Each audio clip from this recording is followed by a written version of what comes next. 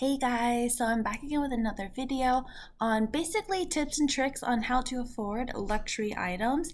And this is the method that I use, and this is how I was able to buy the luxury items that I bought this year, such as the Louis Vuitton purse that you see in the picture. I worked really hard to get it, and I'm really happy that I did, and I didn't have to go into debt or stress out about buying the item. So firstly, I'm going to show you guys a very simple method that I use in order to buy the items.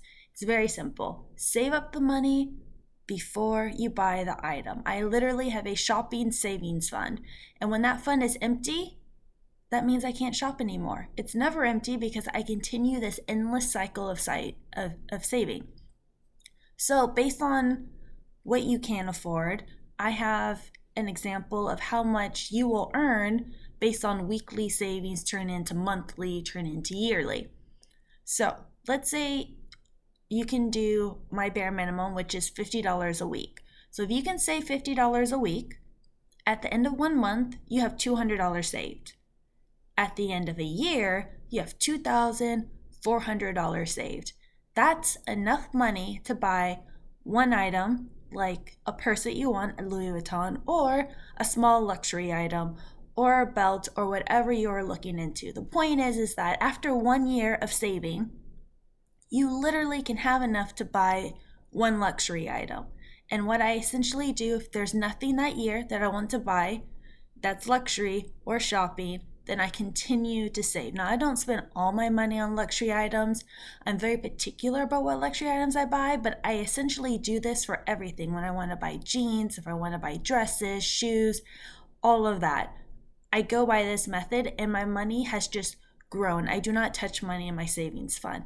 However, I recently learned a new trick on how to be savvy. It's one thing to save money, but to passively earn money with interest on your savings is something that I didn't take advantage of until now. So I'm going to show you 3 different ways to passively earn money on money that you've already saved and don't plan on using it. So let me show you the first option. This is going to be where to save your money. And there's something called high interest savings account. So the annual APY at places like Chase Savings is 0.01%. Wells Fargo, 0.01%. I literally have been getting 2, 3, 4 cents a year on money that I just keep in my savings account. It's literally causing me to lose money by just having it sit in a basic savings account, which is why I took my money out of these basic savings accounts and put it into a high interest savings account. So I have a bunch of examples up here. So Ally Bank, VO Bank, American Express, Marcus by Goldman Sachs, Citi, these are all high interest savings accounts that go up to 0.5%. That's a huge difference between 0.01%. So these APIs though, there is something that you have to consider. These will change. Before COVID happened, 2 to 3 years ago, these were at 2%. 1%. These tanked when the economy tanked. So there's a good chance that these may go lower. And as the economy recovers, it is expected that these will go up. But at the same time, regardless, it is still significantly higher than this. Now, what is an APY? It is annual percentage yield. It is essentially the amount of interest an account earns in an entire year of your money just sitting there. The higher the APY, the more money you earn. And so essentially, I have reoccurring transfers from my checking account directly into my high interest savings account, and I don't touch it. Now, within my savings account, I can do another video on how I divvy up the money based on having an emergency fund versus a shopping fund versus funds for travel and etc. So I have multiple savings funds, not just one for shopping. And as long as your money just stays there, you are essentially earning interest at a significantly higher rate than here. But this rate here is not guaranteed. Right now, the average one is 0.5%. Some are lower, some are slightly higher. I have not seen any 1% APYs at this time in November of 2021. Now, as the economy recovers, these could go up, but at the same time, these are still higher than what you are having here at a normal savings account at a large bank. Now, the next thing you can do is put your money into things like high interest CDs. These are certificate of deposits.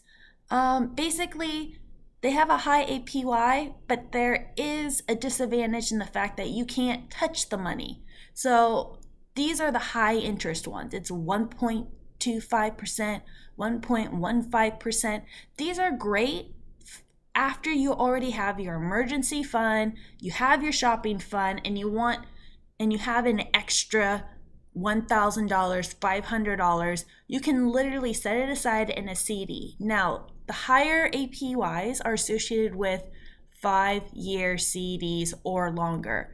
Now, they do have 1-year CDs, which tend to be 0.5%, but it's guaranteed. It doesn't change. It can change where they open up another CD that's higher or lower, but that is a guaranteed interest rate if you keep it in based on the year that you decide.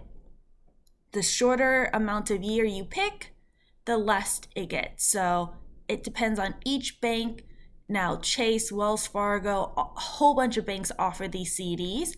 Now, there is a risk with everything, with moving your money. This is a way where you can't really liquidate it really fast. You can, you just get penalized for it.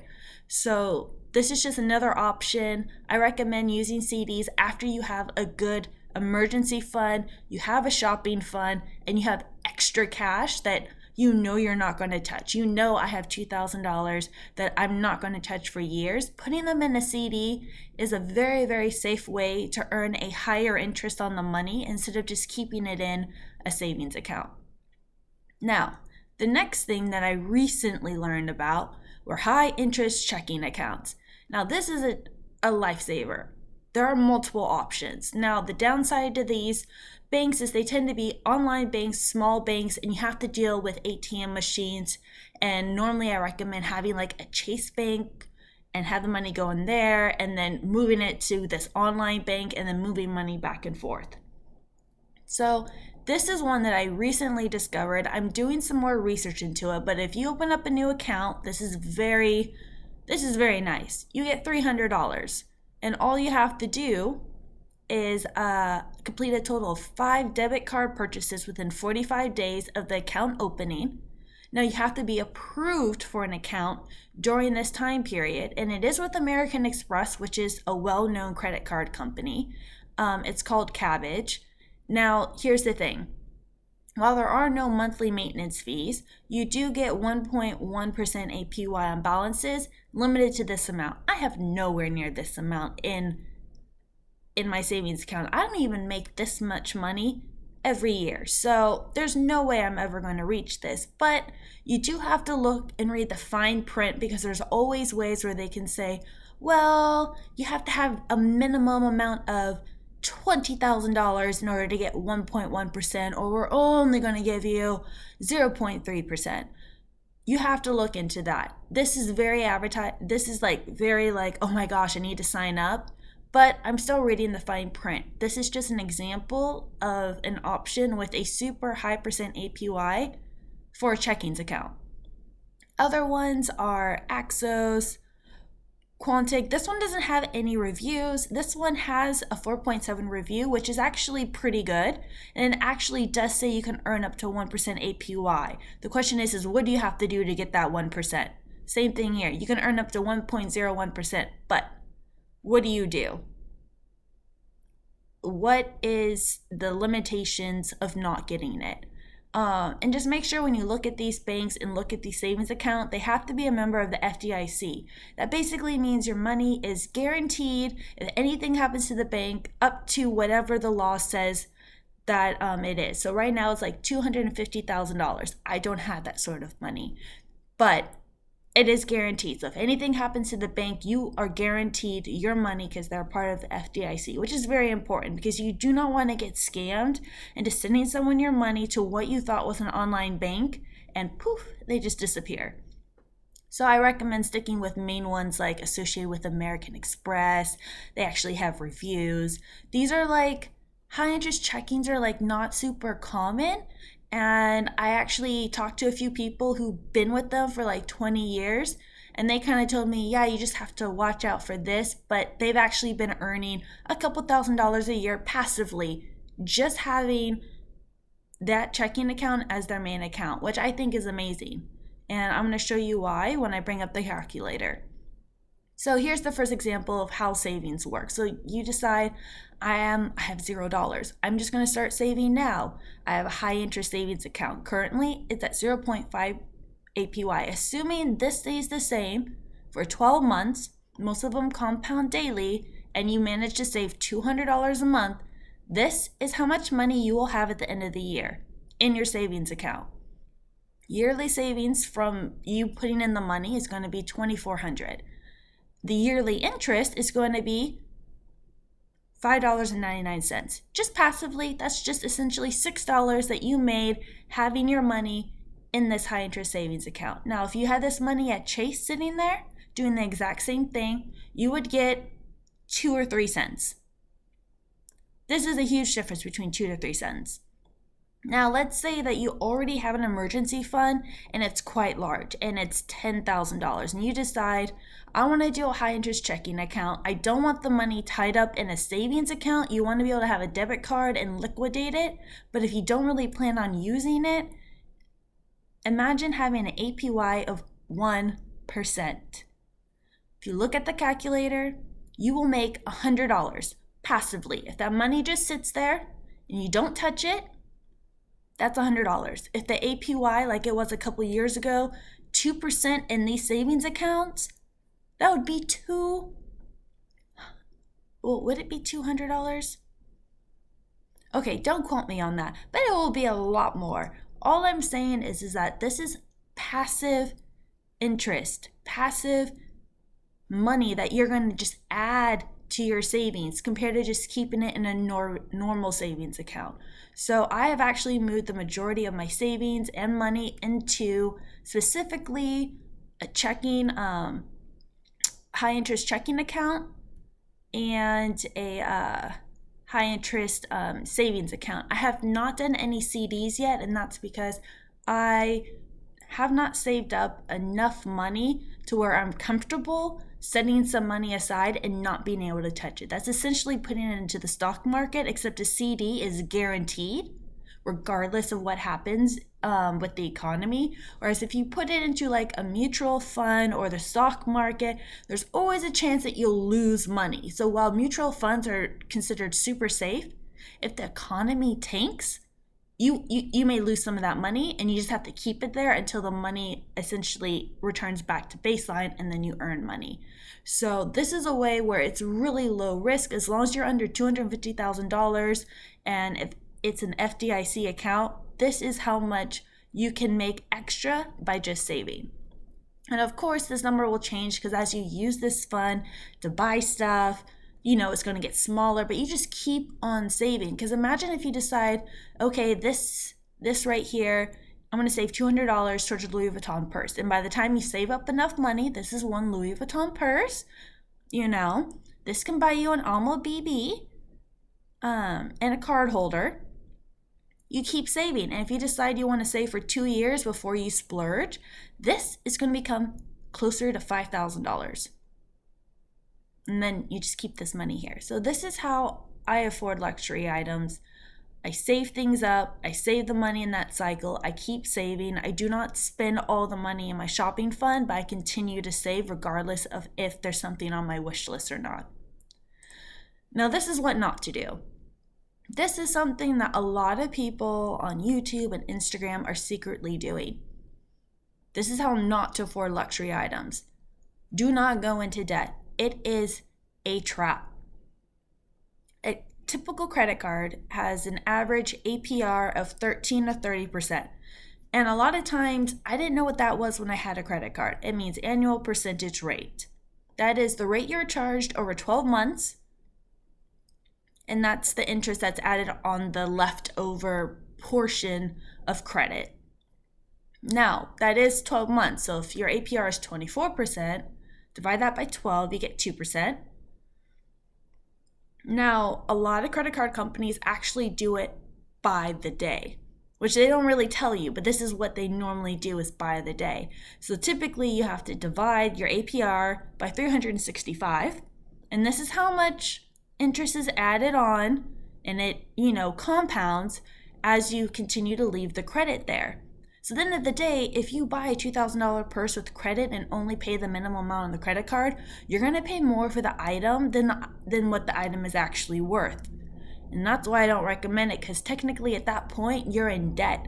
And I've seen so many videos of people who just splurge and splurge at Louis Vuitton and Chanel, and they look at their credit card statement, and then their mind is literally this: oh my gosh, what did I do? And then they're carrying the weight of the credit card like this fellow is until they pay it off. But because they're addicted to shopping, not everyone's addicted to shopping, but because they are, it feels like this heavy weight and stress in their life. And this is when they start deciding to, oh my gosh, I have to sell these purses, I'm not even using them. So I always say, never go into debt to buy a luxury item. It's a trap. Anyone can afford a luxury item if they're able to save. So this is just a quick summary. There's so much more I can tell you, but this is kind of like the basics of something that I don't see a lot of people talking about. A lot of people say save, save, save, but where you place your savings will actually matter, as I've showed you at this point. High interest savings accounts, API tends to be high, but it fluctuates based on the economy. It could go up, it could go down, but at the end of the day, they are always higher than Chase, Wells Fargo, Bank of America, and etc. You can put in a high interest checking account. These tend to be smaller banks, online banks only. APYs tend to be 1% to 2%. Read the fine print. Read the fine print to see if you qualify for this high percentage APY, because there's always going to be some way for them not to give it to you. So just make sure you look at it. These tend to be like set in stone, very up front. These tend to be a little bit, well, you only made this, and you forgot to do this, so technically you only get 0.5% today. You could have got 1.5, and just make sure you read the fine print. High interest CDs are great if you don't want to touch the money. You will get penalized, except for a few banks don't penalize you, but I just recommend do the 1 year ones if you're really worried about the money. It's guaranteed APY percent, and that's just earning, it's basically earning interest on money that you already have in the bank that you're not really using because you're saving. The goal is to passively earn money while saving up to buy your luxury items so that you are stress-free and just enjoy your item and never go into debt or pay interest to have these luxury items, because you'll pay more for it in the long run and it will add more stress, and you just don't need that in your life. All right, so I hope this was helpful. If you have any questions, comment below. Always do your research before you move your money into any of these saving accounts, checking account. I personally, for savings account, am using Ally. I will do an update on oh my gosh, someone's dog is just going off. Okay. I personally use Ally, and then I do have a high interest checking account. So after a year, I will let you guys know how I feel about these two and how the API works and the pros and the cons. But I'm kind of new to this. But now that I've discovered it, I'm so happy I'm going to be earning more money. I just wish I had known about this a couple years ago, because I've literally been earning 2 to 3 cents a year when I could have been earning $6 to $15, especially when the APIs were super high before COVID kind of crashed the economy. So once again, have any questions, comment below. Otherwise, I will do another tips and tricks video coming up in the future. I'm not sure what I'm going to be doing next, but hopefully this is helpful for you guys. You've learned a lot, and there's other ways that I afford luxury items, but this is the main one that's like passively, where you don't have to put in a lot of work. It's not like a side hustle. It's literally put your money in there and watch it grow. All right, you guys, I'll see you next time. Bye.